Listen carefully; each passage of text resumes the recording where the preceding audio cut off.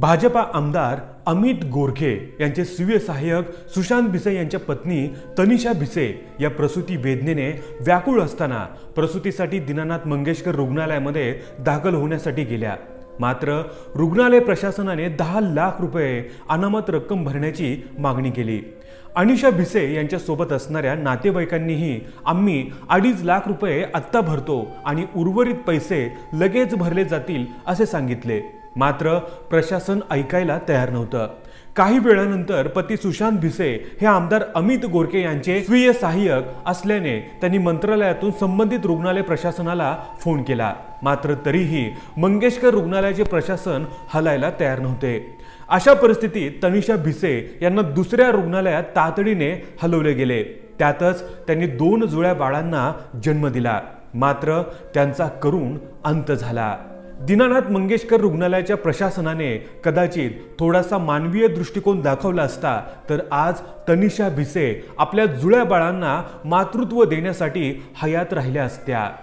सत्ताधारी आमदारांच्या निकटवर्तीयांची ही अवस्था असेल तर आर्थिकदृष्ट्या दुर्बल घटकातील लोकांचे जगणे किड्या मुंग्यांपेक्षाही बदतर होत आहे, ज्याची कल्पनाच न केलेली बरी।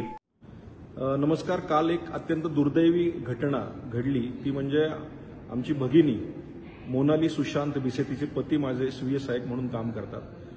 ती प्रेग्नंट असल्यामुळे दीनानाथ हॉस्पिटलला डिलिव्हरीसाठी ॲडमिशनला गेलेली असताना आणि पोटामध्ये तहानी 2 मुलं होती जी जुळी होती आणि तिथे तिला 10 लाख रुपये अर्जंट भरा, नाहीतर आम्ही ॲडमिशन देणार नाही असं सांगितलं गेलं। 3 लाख रुपये भरण्याची तयारी असतानाही त्या ठिकाणी आम्ही ॲडमिशनच देऊ शकत नाही, क्रिटिकल शस्त्रक्रिया आहे असं सांगितलं गेलं आणि ॲडमिशन नाकारलं गेलं। त्यानंतर मंत्रालयातनं फोन गेल्यानंतरही तिथल्या ॲडमिनिस्ट्रेशननी ते झुकारून त्यांना ॲडमिशन दिलं नाही आणि त्या धावपळीत दुसऱ्या हॉस्पिटलमध्ये जावं लागलं। पण त्या दुसऱ्या हॉस्पिटलमध्ये गेल्यानंतर त्या ठिकाणी ट्रीटमेंट मिळाली, त्या ठिकाणी त्यांना 2 जुळ्या मुली झाल्या, पण दुर्दैवी त्या आईचे त्या ठिकाणी मृत्यू झाला। मला हे सांगायचं की दीनानाथ हॉस्पिटल हे खऱ्या अर्थानं गरिबांसाठी आणि ट्रस्ट म्हणून चालवलं जातं, पण अशा प्रकारचा अत्यंत गंभीर गुन्हा ह्या हॉस्पिटलने केलेला आहे आणि अशा अनेक तक्रारी ह्या आलेल्या आहेत आणि हे जर माझ्या स्वतःच्या पीए बरोबर होत असेल तर अत्यंत दुर्दैवी घटना आहे। त्यामुळे येणाऱ्या अधिवेशनामध्ये नक्की हा विषय आम्ही मांडणार आहोत आणि याविषयी कडक पावले नक्कीच माननीय मुख्यमंत्री आणि सर्वांनी उचलावी अशी मी विनंती करणार आहे। तनिषा भिसे या तरुणीला आज दीनानाथ मंगेशकर रुग्णालयाच्या हलगर्जीपणामुळे आणि अत्यंत असंवेदनशीलतेमुळे स्वतःचा जीव गमवावा लागला।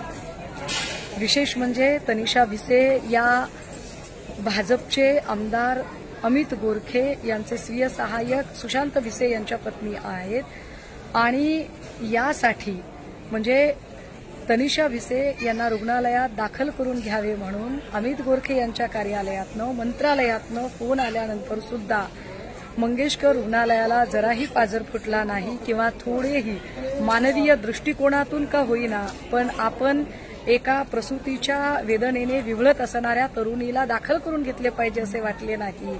इतका उद्दामपणा, इतकं निर्ढावलेपण तेव्हाच येऊ शकतं जेव्हा सत्ताधाऱ्यांचं राजछत्र भरभक्कम पाठीशी असतं आणि दीनानाथ रुग्णालयाच्या बाबत तर अशा असंख्य तक्रारी होऊनही रुग्णालय मोठ्या दिमाखात उभं आहे।